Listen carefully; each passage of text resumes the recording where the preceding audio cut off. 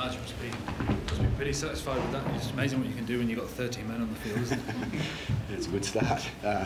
Yeah, I felt that that's definitely in the players, and obviously, you know, I go back to that first campaign, and you know, I think the boys had actually set up what we did in that campaign. You know, both campaigns have been great, but we also know we've got the job ahead of us. But the way the players played in that first half is something there that we've spoken about, and it was nice to see that the leaders went out and you know, controlled the game, and you know, what you saw in the first half is what I believe that this group's very capable of, and we just got to replicate that now and moving forward. So you probably won't wax lyrical too much because you've got a game in hand, but that first half was arguably one of the greatest performances we've seen in Origin football.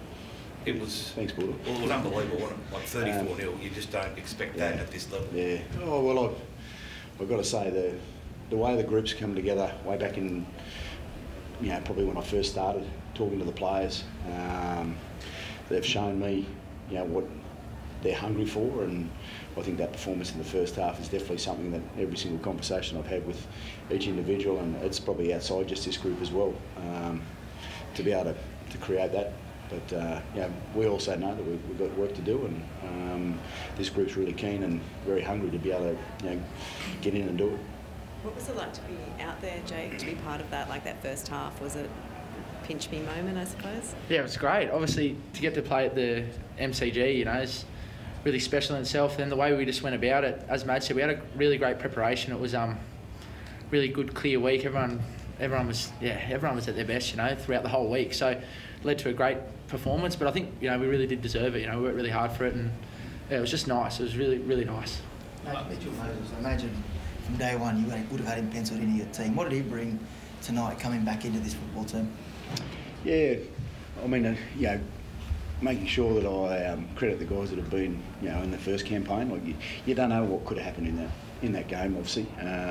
But you know, Mitch has come in and he did what I believe he's capable of doing, and I think what we all thought he was capable of doing. And you know, he kicked well, and I thought he jumped into the campaign straight up when he first walked in.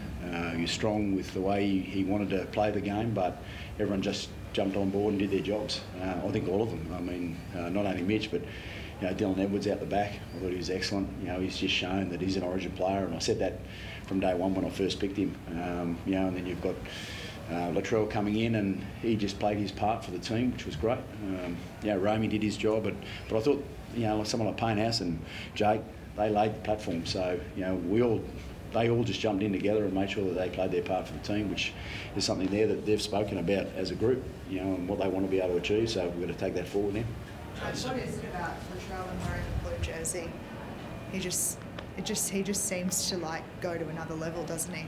Yeah, but when you've got the calibre of players around someone like Latrell, it just allows him to go and do what he needs to do. And you know, rather than singling out one player, I mean, you know, Latrell's a great player. We all know that.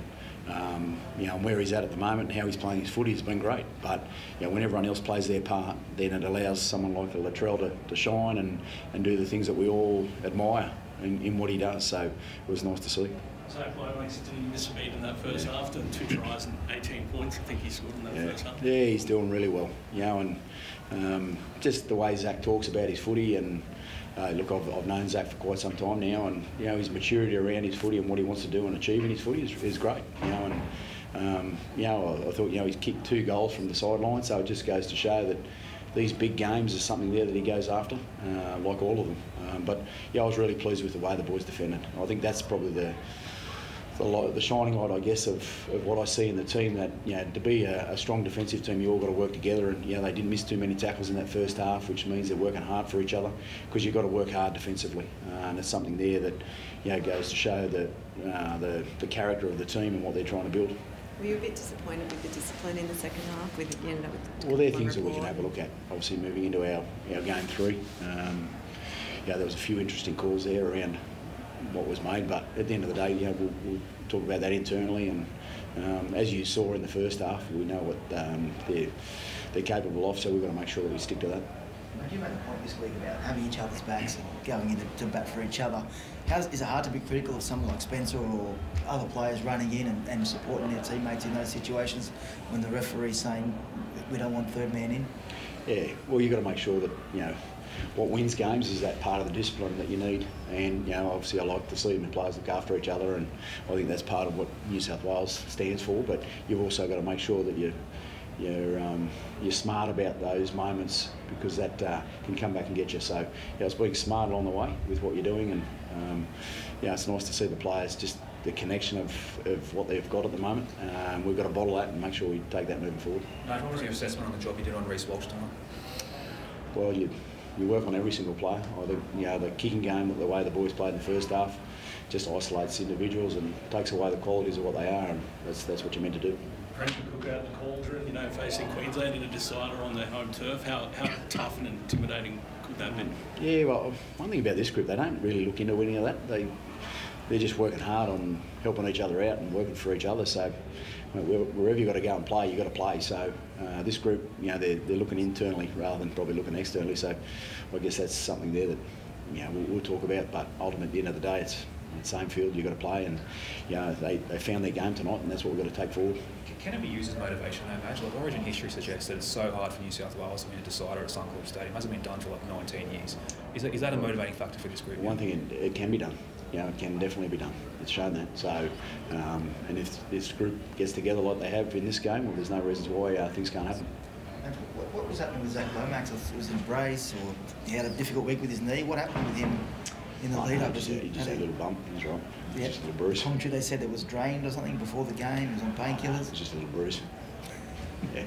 Matt, you did that spectacular leap in Sydney for the try, but tonight's was even more athletic. It was quite remarkable, right in front of the MCG members as well. Yeah, well, I mean, you look at that, and he's doing that at training. He only practices that. So, there's reasons why players get to the quality of who they are. It's because they practice, and you see in every game that he's played, he's competing.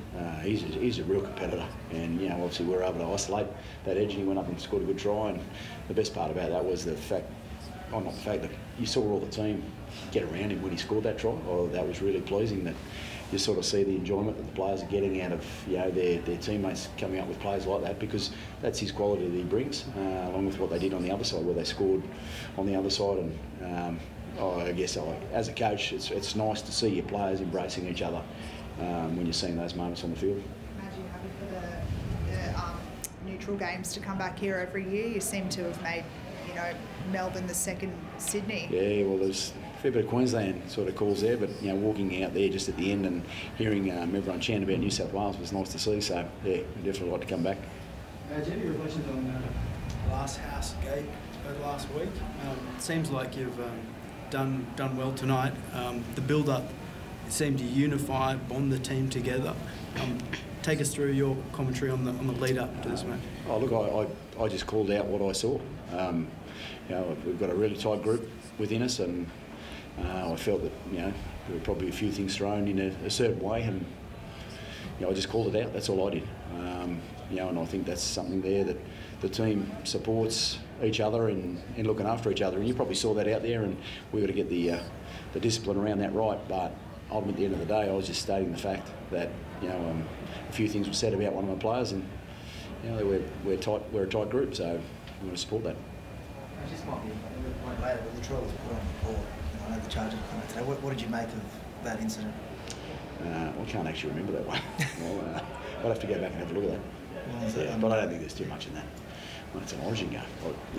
Did you have an issue with the sin bidding, Liam Martin? That was an interesting one. So that was a weird call. But anyway, we'll move on. Jake, just for you as well, mate, like the chance to lead the Blues out in Suncorp, everyone will be writing you off, but I don't think it's been done since 2005. Like, how much are you relishing that? Yeah, it's a great opportunity for us. Obviously tonight we come in and really good performance, so we take some confidence in that. But I think it's a great opportunity for us, and it's really exciting. And yeah, we'll just go up there and give it a red hot crack.